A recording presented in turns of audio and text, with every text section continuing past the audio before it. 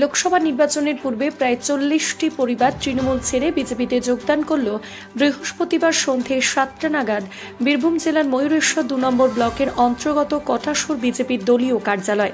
এদিন আনুষ্ঠানিকভাবে কটাসুর বিজেপি দলীয় কার্যালয়ে এই যোগদান পর্ব চলে। উক্ত কর্মসূচিতে উপস্থিত ছিলেন 2024 লোকসভা নির্বাচনের বোলপুর লোকসভা কেন্দ্রের বিজেপি প্রার্থী পিয়া সাহা। এছাড়াও এই কর্মসূচিতে উপস্থিত ছিলেন ময়ূরেশ্বর বিধানসভার বিজেপি কনভেনার সুকান্ত মণ্ডল সহ আরও অনেকেই।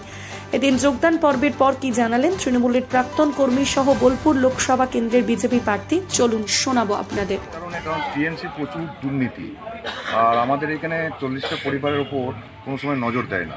ওদিকে বারবার অভিযোগ দেওয়ার সত্ত্বেও তারা কিন্তু সেটা নজর দিচ্ছে না।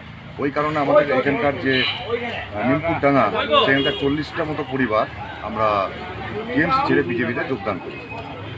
কি নাম আপনার? বিশ্বজিৎ কর্মকার। আমরা দেখুন প্রথম থেকেই ঝুঁকিয়ে পড়েছি একদম পুরো কদমে। এবার আমরা কোমর বেঁধে নেমেছি মাতৃশক্তি। এই যে রাজ্য সরকারে যিনি বসে আছেন মুখ্যমন্ত্রী পদে, উনি একজন মহিলা মুখ্যমন্ত্রী হয়ে যেভাবে নারীদের ওপর প্রতিনিয়ত ধর্ষিত নির্যাতিত মহিলারা হচ্ছে, তারপরেও উনি নিজের রাজ্য না দেখে অন্যের রাজ্যে দেখে বেড়াচ্ছেন যে কি চলছে।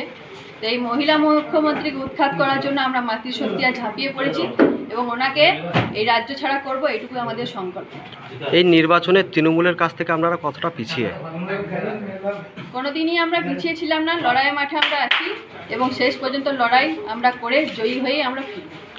গত বিধানসভাতে দেখা গিয়েছিল আপনাকে সাঁইথিয়া থেকে প্রার্থী হতে, কিন্তু সেই আপনার এলাকা থেকেই বেশ কিছু মানুষ অভিযোগ করছেন যে নির্বাচনের প্রার্থীর পর কিন্তু আপনাকে কোনোভাবেই কিন্তু দেখা যায়নি যখন ভোট শেষ হয়ে গিয়েছিল। আর এই অভিযোগগুলো করছে কিন্তু আপনাদের দলেরই কর্মী। কি বলবেন এই বিষয় নিয়ে? ওনারা যা বলছেন সেটা আমি আশীর্বাদ সহকারে নিচ্ছি। ওনাদের বিরুদ্ধে আমার কোনো কিছু বক্তব্য নেই।